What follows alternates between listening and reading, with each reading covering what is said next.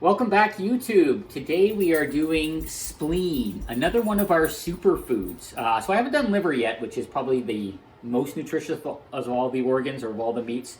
Spleen is right up there. It's very good. So spleen, and here's two of them. These are our sheep spleen. I'm going to do a separate video with cow spleen because I accidentally thawed a lung instead of the cow spleen. But anyway, here's a sheep spleen. This is about 2.5 to 3 ounces. These are both about the same size. These are, I'd say, medium large for sheep. You can get ones that are anywhere from half this size to about this size.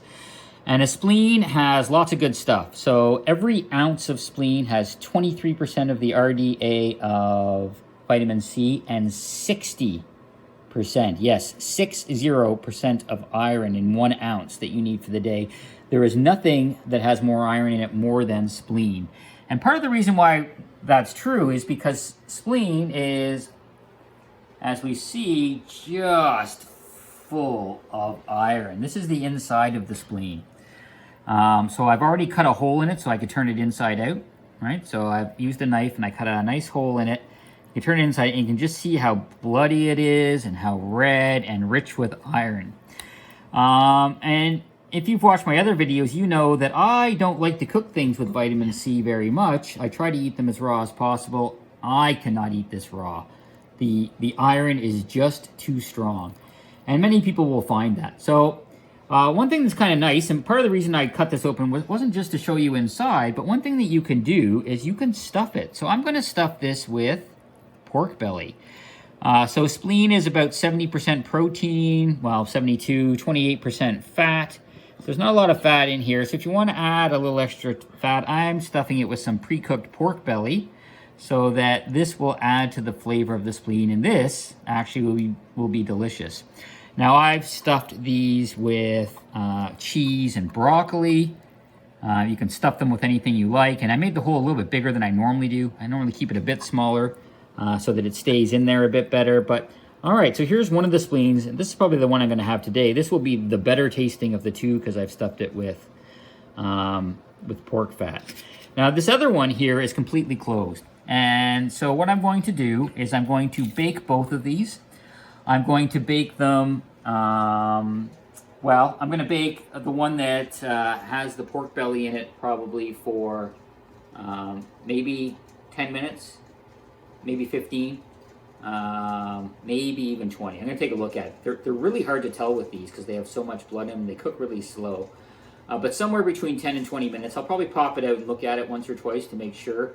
And I'll show you this one today when it's done cooking. The other one I'm not going to eat both of these today. That's a little much. I'll spread this over 2 days. So I'll have the other one tomorrow. But I'm going to cook this one a little longer so that we can see the inside of this, will probably be, I'll cook this as little as possible that I'll still eat it. And you'll see the color difference. So we'll be in between this color and then the color when this is cooked. You'll also notice that they have a layer of skin and sometimes fat around the outside.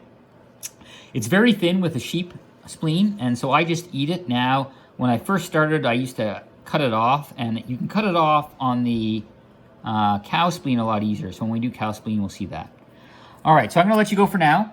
We're going to come back in about half an hour, and we'll take a look at the two cooked spleens, and I'll put one away and eat one then. So bye for now. Welcome back, YouTube. So I cooked the two spleens. I did this one for 15 minutes. I took it out at 10. I said, I just don't think it's cooked enough, and I put it back in for 5 more. So let's take a look at it. So it's probably partially because it had pork fat in it. If I cut it open, we'll see that it's certainly less red than it was before, although it's still quite moist. And while it would have a very strong flavor, it's very absorbative. So it takes on the flavor of whatever you put in. So this pork belly is going to make this taste just fine. And if I didn't have the pork belly in here, I would find this to be very strong tasting. And it tastes a little bit like liver, but really you can taste the iron. So the other one over here, I put in for 20 minutes, and I left it specifically to show you. You can see that it's burnt around the edge, or browning at least around the edges. It's drying out. But what you're going to see is that when I cut into this now, it's going to explode with blood. And so let's show that right here. There you go. Right, you can just see all the liquid coming out. And that's part of the reason why it takes so long to cook. And you'll see that I cooked this for 20 minutes, and so now it's a lighter brown color.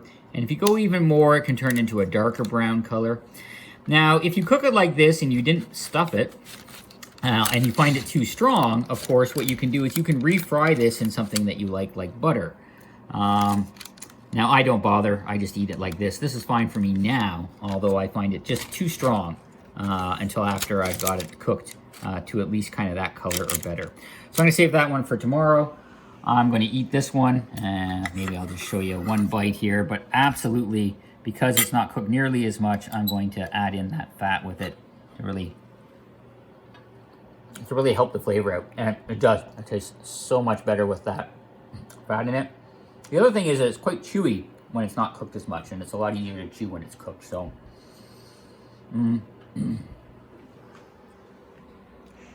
yeah, yay for pork belly. All right, that's it.